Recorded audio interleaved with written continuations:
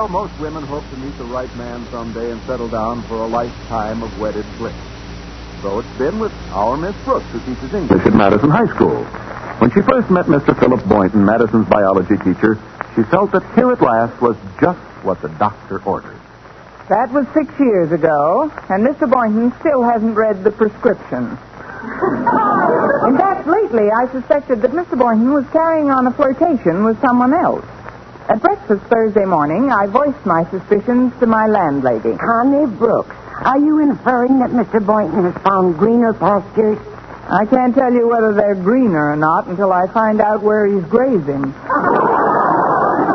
But there's one consolation. I'm not the only female at Madison who's having boyfriend trouble. Several of my girl pupils are complaining, too. You mean there's an epidemic of infidelity? An epidemic named Dolores Roberts. She transferred from another school a couple of weeks ago.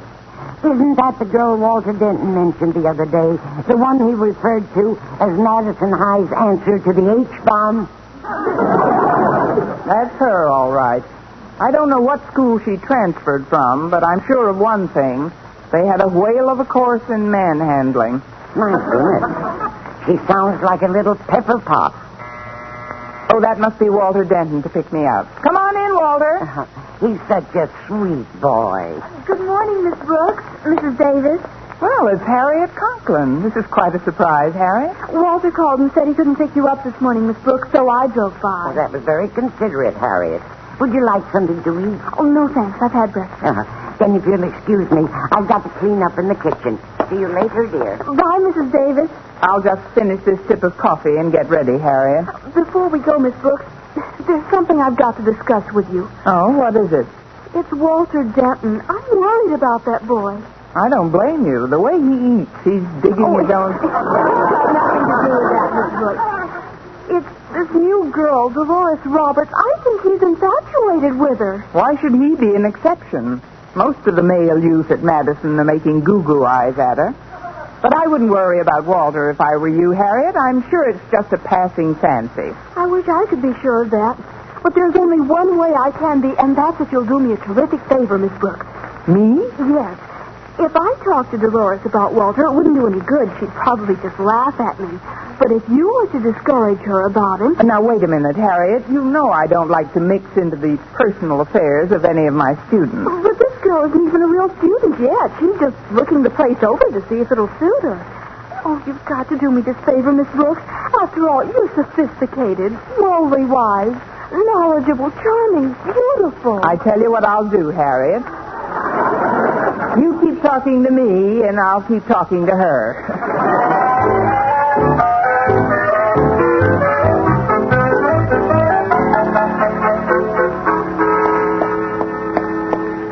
There's Dolores now, Miss Brooks, in front of the school, in the center of that crowd of boys. Well, I'm going in now, Miss Brooks. Remember, I'm counting on you to straighten things out for me. Oh, but Harriet, I Good luck, Miss Brooks. Oh, great. Dolores is in the center, and I'm in the middle. Dolores. Dolores Roberts. She's right there, Miss Brooks. Goodbye, boys. Hello, Miss Brooks. I'm afraid I didn't even see you. I can't understand it. All you had to do was look through the baseball, hockey, and track teams, and there I was. Now, as a rule, I don't butt into my students' personal life, but since you're new at Madison and your popularity with the boys is so spectacular, I thought it only fair to warn you. Warn me? About what? About Walter Denton. Don't you see, Dolores, the quickest way to lose your popularity is by running around with the wrong crowd. And as far as you're concerned, Walter Denton is definitely the wrong crowd. Miss Brooks, I'm beginning to smell a rat. Oh, now, he's not that bad. I think Harriet Conklin put you up to this entire conversation. Why, Dolores Roberts, how can you make such a fantastically accurate charge? I mean, you mustn't think that I'm trying to... Excuse me for interrupting, Miss Brooks, but you can just tell Harriet Conklin for me that all's fair in love and war. Oh, but Dolores... Harriet should have known better than to ask for help.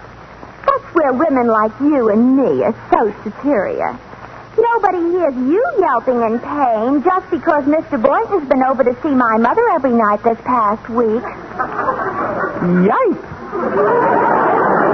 He's been over to see your mother? Yes. Didn't you know? No, Dolores, I didn't. But as you say, all's fair in love and war.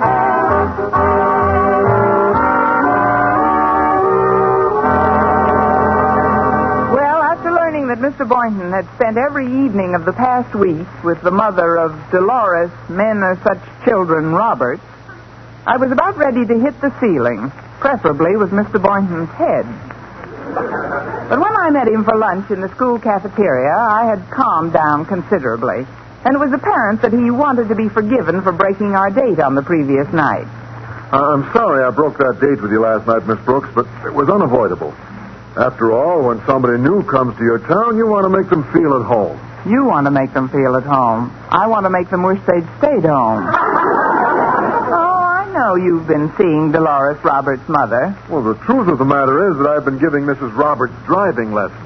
Well, not that I'm interested, but what happened after you were through giving her lessons? Well, somehow or other, we just seemed to wind up in her living room. Oh, I see. First you give lessons, then you get lessons. That is, going to someone's living room to finish your driving instruction doesn't seem like a necessity to me. With Phoebe it is. Well, this isn't fair, Miss Brooks. Actually, Mrs. Roberts doesn't mean a thing to me. I'll bet she doesn't, good old Phoebe. Now, please, you should know that when it comes to anything really important, the first person I think of is you. You do, Mr. Boynton? Of course I do. Take tonight, for instance. I've got something of an extremely personal nature to attend to, and you're the only one I'd ever ask to help me. Oh, really, Mr. Boynton? What do you want me to do tonight? Well, Millie, one of my favorite white mice, died yesterday. I thought you'd help me bury her.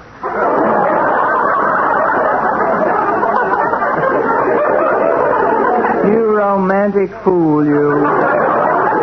Well, you picked the right assistant. Connie Brooks, the friendly undertaker.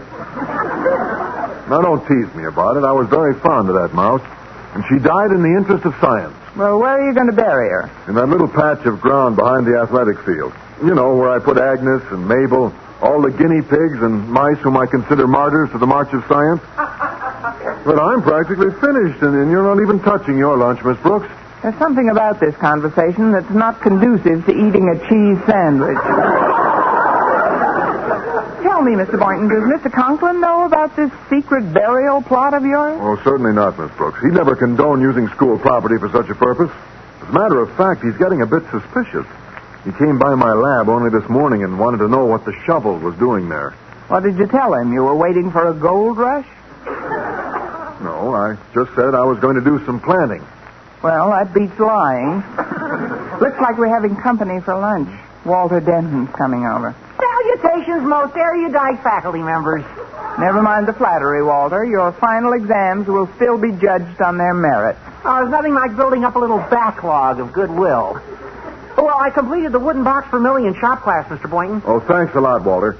Miss Brooks is going to help out tonight, too. Now, if you'll both excuse me for a moment, I'm going to get some milk. You want something, Miss Brooks? No, I've still got this donut to toy with, Mr. Boynton. Thanks. I'll see you later, then. Swell guy, Mr. Boynton. Salt of the earth. Yes, he has been a little salty lately.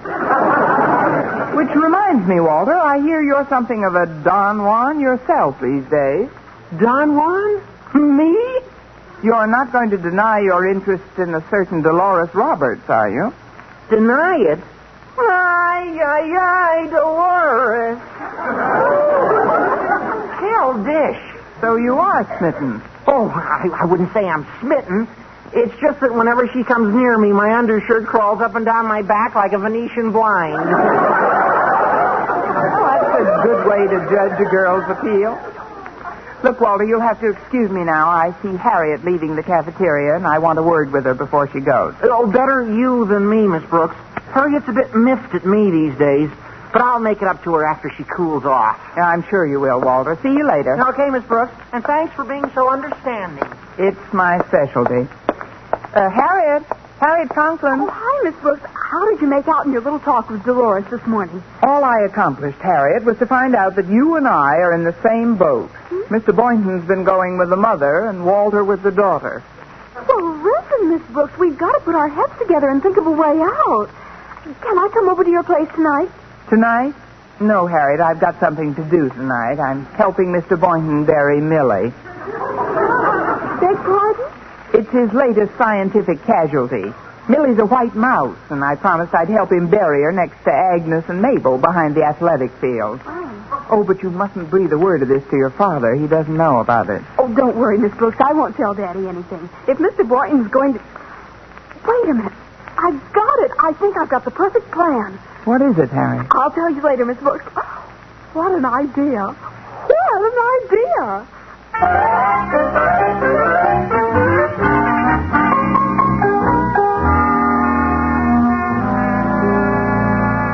Are you sure we're alone in the house, Mrs. Roberts? Why, yes, Harriet. Why? Well, I don't like to barge in on people like this, but since you're new in town and you've been seeing Mr. Boynton, I thought I'd better put you on your guard. On my guard? Yes.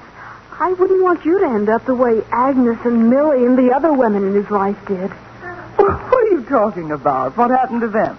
That's what the FBI would like to know. The FBI? In the past 5 years, almost every woman who's gone out with Mr. Boynton has disappeared. This is preposterous. Someone must have some notion as to where those women can be found. Oh, we've got a notion, all right, but I'm afraid you'd have to dig up half the athletic field to prove anything. However, you could prove something to yourself tonight. Tonight? How? Well, as I say, his latest girlfriend, Millie, disappeared just a few days ago. And this morning I heard Mr. Boynton say he had a little work to do behind the athletic field tonight. So, a word to the wise, Mrs. Roberts. A word to the wise. What an idea. What an idea.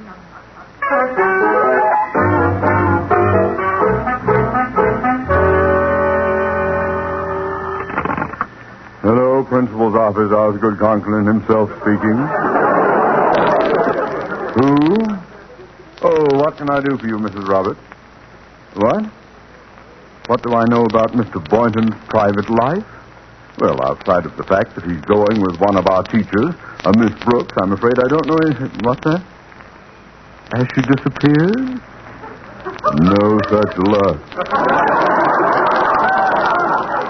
I mean, of course she hasn't disappeared.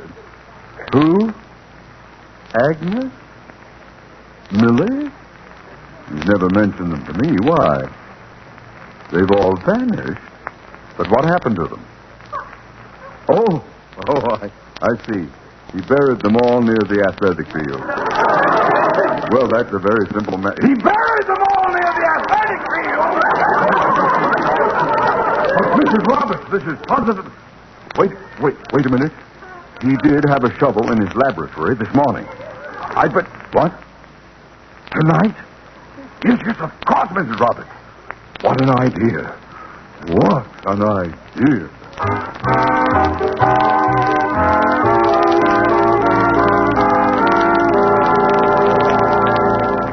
Well, because of Harriet Conklin's little story, Mrs. Roberts and Mr. Conklin suspected that they might have a Bluebeard in their midst. A Bluebeard who's been burying his victims all over the school athletic field. However, later that night, all that Miss Brooks and Mr. Boynton are doing is burying his pet mouse, Millie. There, we're almost finished. Now I'll just smooth out this dirt a bit. Well, if you'll excuse me a minute, Mr. Boynton, I'd like to look for a stone to mark Millie's final resting place. Good idea, Miss Brooks. I'll have this job done by the time you're back. My buddy, your buddy. Just a few more pats. Well, good evening, Boynton. Mr. Conklin, what are you doing here at this time of night? My question exactly, Boynton. What are you doing here at this time of night? Well, sir, now that you've caught me with the goods, so to speak, I might as well confess the truth. I'm burying...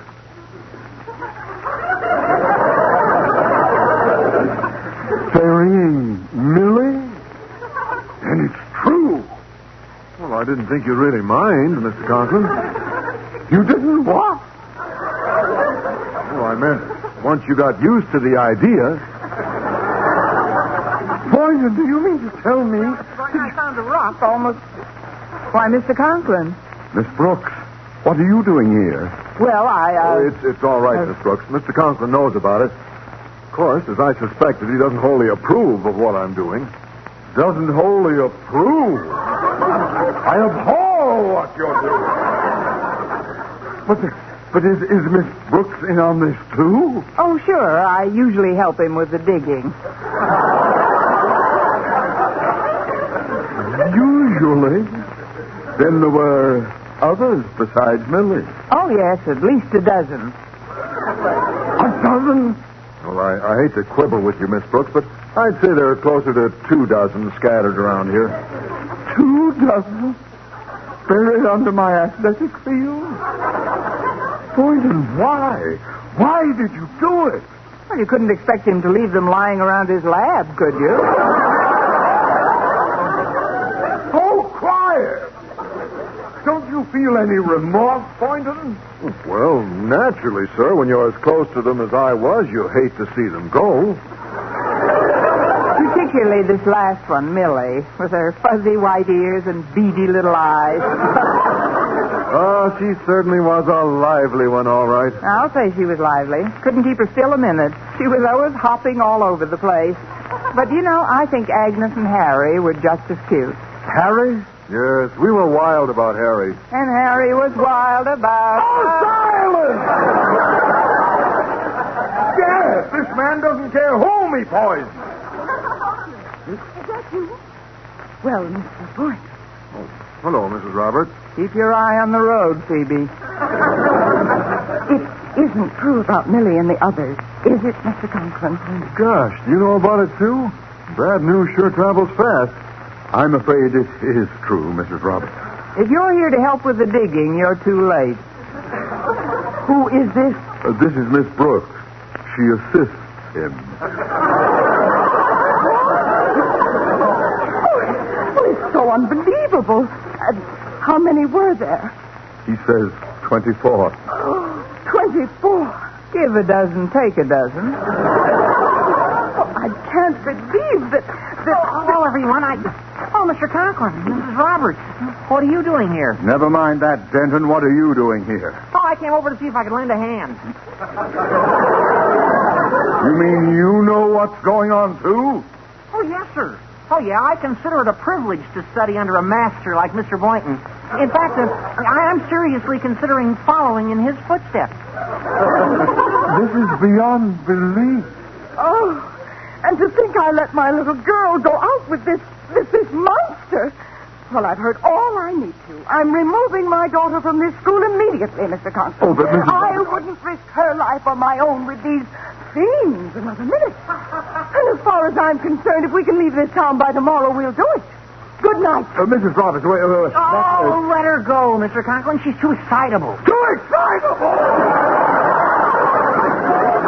Well, she must be to carry on that way about a few white mice and guinea pigs. White mice and... You mean that's what you've been burying out here? White mice and guinea pigs? What did you think we were burying? People? You don't have to answer that question, Mr. Conklin. We know that's what you thought.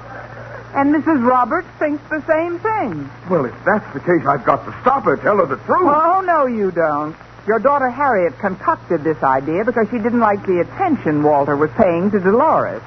If you try to explain to Mrs. Roberts now, she'll think you were in on the scheme. Me? But why should she think that? Why? All together, boys. Because that's what we'll tell her. Our Miss Brooks, starring Eve Arden, was produced and directed by Larry Burns, written by Arthur Alsberg and Al Lewis with the music of Lud Bluskin. Mr. Conklin was played by Gail Gordon. This program came to you from the Frankfurt studios of the American Forces Network Europe and was prepared for rebroadcast over this network by specialist Rich Kuhlman.